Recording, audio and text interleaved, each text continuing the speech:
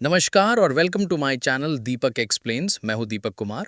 अभी रिसेंटली हमारी भारतीय सेना ने एक प्रॉपर रिप्लाई देते हुए यूनाइटेड स्टेट्स ऑफ अमेरिका को और इनकी हिस्ट्री को एक्सपोज कर दिया। इधर आप देख सकते हो, आज के समय इस टॉपिक पर दर्जनों आर्टिकल्स पब्लिश हो रहे हैं।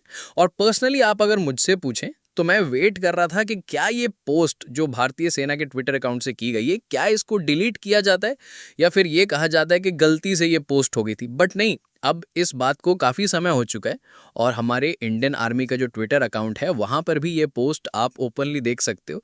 जो पोस्ट इंडियन आर्मी ने की है उसकी हेडलाइन ये कहती है कि यूनाइटेड स्टेट्स ऑफ अमेरिका ने 2 बिलियन यूएस डॉलर के वेपन्स शिप किए हैं पाकिस्तान को सिंस 1954।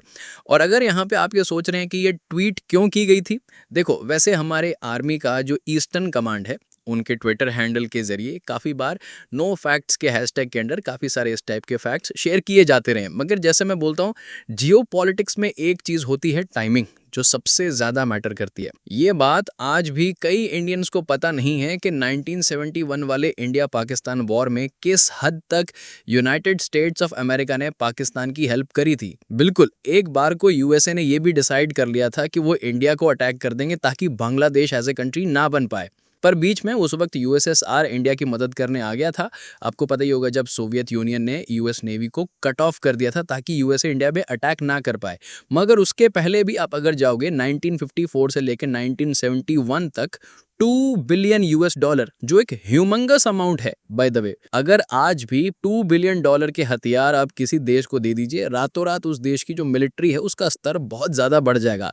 बट अब हम 2025 में हैं और हम यहाँ पे बात कर रहे हैं 2 billion dollar worth of weapon की, आज से 60-70 साल पहले। जरा सोच के देखिए, आज की रेट में ये पैसा 24 बिलियन डॉलर के बराबर होगा।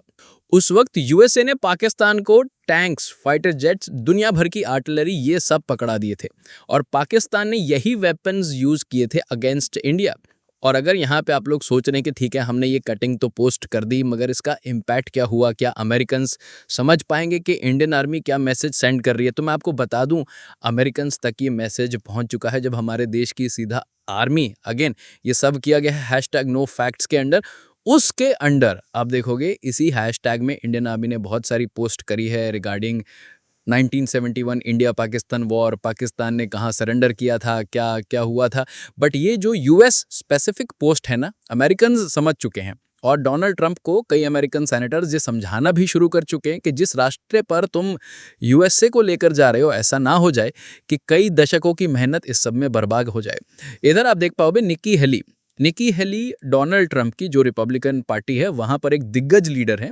ये काफ़ी बार यूएसए को रिप्रेजेंट भी कर चुकी हैं यूनाइटेड नेशंस में और कई और इंपॉर्टेंट पोजीशंस पे ये बैठ चुकी हैं इन द यूएस गवर्नमेंट। इन्होंने रिसेंटली ट्रंप को एक डायरेक्ट वार्निंग दी है कि मैं देखो मानती हूँ कि इंडिया को रशिया से ऑयल परचेज नहीं करना चाहिए। इस मामले में तो जो अमेरिकन इंटरेस्ट है, चाहे वो डेमोक्रेट हो चाहे वो रिपब्लिकन हो, सब लोग ये एक ही बात बोलेंगे। मगर चाइना एक एडवर्सरी है और नंबर 1 बायर है रशियन ऑयल का और साथ ही साथ ईरानियन ऑयल का। तुम चाइना को तो 90 डेज टैरिफ पॉज देते हो कि 90 दिन तक कोई चाइना पर प्रेशर नहीं डालेगा, वेरस इंडिया पे आप इतना ज़्यादा प्रेशर डाल रहे हो। इंडिया जैसे इंपॉर्टेंट और स्ट्रॉन्ग एलाई, ये शब्द इन्होंने विशेष रूप से यहाँ पर यूज़ किए हैं। इंडिया एक तो ना सिर्फ एलाई है, मैं आपको बता दूं, एक एलाई होता है जियो पॉलिटिकल टर्म्स में मित्र मुल्क देश जो आपके साथ खड़ा रहे। इंडिया ना सिर्फ एक स्ट्रॉन्ग एलाई बल्कि एक ताकतवर देश भी है। उनके साथ जो रिलेशनशिप है यूएसए के, इस तरीके से इसको आप जला मत देना जिससे यूएसए का लॉन्ग टर्म में लॉस हो। और ये आई थिंक हम पहला एग्जांपल देख रहे हैं जब famous American politicians Donald Trump को ओपनली कह रहे हैं कि यूएस की फॉरेन पॉलिसी को किस दिशा में लेकर जा रहे हो। चाइना को पास दे दिया आपने कि चाइना जो मर्जी करना चाहे कर सकता है, और इंडिया जो एक क्वाड मेंबर है उनके साथ रिलेशन खराब कर रहे हो। और यहाँ पे मुझको ये भी ऐड करना पड़ेगा, ऐसा नहीं है कि बाकी के जो क्वाड मेंबर्स हैं वो इस वक्त खुश हैं। आप ऑस्ट्रेलिया को ही देख लो, ऑस्ट्रेलिया भी इस वक्त यूएसए से काफ़ी गुस्सा है। इधर आप देख पाओगे आर्टिकल है यूनाइटेड स्टेट्स स्टडी सेंटर का, यह वैसे ऑस्ट्रेलियन मीडिया ने भी काफ़ी कवर किया है। यूएसए के कुछ ऑफिशियल्स थे, इनको ऑस्ट्रेलिया के साथ डिफेंस के इशू को लेकर बातचीत करनी थी। मगर डोनाल्ड ट्रंप एडमिनिस्ट्रेशन का फ़ोन आता है, वो लोग कहते हैं कि ऑस्ट्रेलिया के साथ डिफेंस के मामले में बातचीत अमेरिका फर्स्ट के हिसाब से सही नहीं है। अब अमेरिका फर्स्ट के हिसाब से सही नहीं है तो सारी मीटिंग्स कैंसिल करनी पड़ेंगी। और ऑस्ट्रेलिया भी आप देखोगे, उनके जर्नलिस्ट आज के समय वाइट हाउस के कॉरेस्पॉन्डेंट से पूछ रहे हैं कि हमारा पीएम आपके प्रेसिडेंट से बात तक नहीं कर पा रहा। क्या ये तरीका होता है एक एलआई के साथ डील करने का? तो अगेन जो आज के समय ट्रम्प कर रहे हैं, it will damage India US relations a lot. Recently एक चाइना के जियोपॉलिटिकल एक्सपर्ट ने यह भी कहा है कि जो यूएसए ने जापान के साथ किया था एक टाइम पर, कंटेनमेंट स्ट्रैटेजी के अंडर सेम काम भारत के साथ होगा। बाय द वे, वैसे इस टॉपिक पर आप अगर एक डेडिकेटेड वीडियो चाहते हैं तो मुझे बताइएगा, बहुत इंटरेस्टिंग टॉपिक है ये अपने आप में। इसमें अलग से अगर हम जाएंगे ना, आपको एक जियोपॉलिटिकल कॉन्टेक्स्ट का एक नया एस्पेक्ट पता लगेगा कि यूएस जिस तरीके से अपने फ्रेंड्स और फ्रेंड्स के एलाइज उनको भी काफ़ी बार चेक में रखता है, ताकि वो हमेशा यूएसए के नीचे रहें, यानी कभी जियोपॉलिटिकली यूएसए के इंटरेस्ट के आगे उनके इंटरेस्ट ना जाएं। अब क्वेश्चन यहाँ पर ये आता है कि जो काम यूएसए ने जापान के साथ कर दिया था, क्या वो ये इंडिया के साथ कर पाएंगे? बाय द वे, वैसे मैं आपको ये बता दूं, भारत के national security advisor Ajit Doval already इस वक्त रशिया पहुंच चुके हैं। जयशंकर साहब और डोभाल साहब दोनों का रशिया में होना एक बहुत बड़ा संकेत है यूएसए के लिए।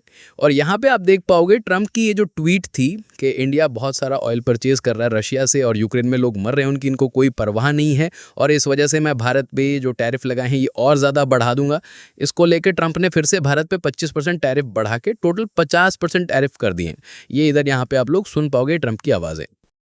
With India, what people don't like to say about India, they're the highest tariff nation. They have the highest tariff of anybody. We do very, very little business with India because their tariffs are so high. So India has not been a good trading partner because they do a lot of business with us, but we don't do business with them. So we settled on 25%, but I think I'm going to raise that very substantially over the next 24 hours because they're buying Russian oil, they're fueling the war machine, and if they're going to do that, then I'm not going to be happy. Okay, so he is not going to be happy, ये Trump ने बात बोल दी है, but मुझे लगता नहीं कि ज़्यादा स्कोप यहाँ पर है ट्रंप के पास ये टैरिफ बढ़ाने का। और अगेन मैं यहाँ पर यही बोलूँगा, असली क्वेश्चन यही है यहाँ पे कि क्या ट्रंप फार्मास्यूटिकल जो एक्सपोर्ट्स हैं इंडिया के टू द यूएस, जो दवाइयाँ भारत में बनती हैं यूएसए में बेची जाती हैं, क्या उन पर टैरिफ लगाते हैं या नहीं लगाते हैं? That will be a huge question. और अभी आने वाले समय में देखिए ट्रंप के डिसीजंस, इनकी ट्वीट्स बिल्कुल भारत को इम्पैक्ट करने वाली हैं, but at the same time I believe India ने जो सडनली ये विजिट का मूव चलाया है, जो डोभाल साहब गए हैं रशिया में, आई थिंक वहाँ पर भी आप अगर देखोगे बड़ी अनाउंसमेंट आ सकती है रिगार्डिंग इंडिया रशिया रिलेशंस, क्योंकि यहाँ पे दोनों कंट्रीज़ को ही टारगेट किया जा रहा है। आपको ध्यान रखना होगा, ट्रंप स्पेसिफिकली सिर्फ इंडिया को टारगेट नहीं कर रहे हैं, he is targeting both India and Russia. अब इसमें क्या दोनों कंट्रीज़ अलग हो जाएंगे या फिर दोनों की पार्टनरशिप और बढ़ने वाली है, ये देखना होगा। This should be very interesting to see. कुछ अपडेट्स आती हैं तो मैं आपके लिए अपडेटेड वीडियो लाता रहूँगा। ऐसे और वीडियोज़ के लिए कृपया दीपक एक्सप्लेन्स को लाइक, शेयर और सब्सक्राइब ज़रूर करें। सो इसी नोट के साथ यह है वीडियो का अंत। Thank you for listening and watching, and as I always say, keep loving your nation.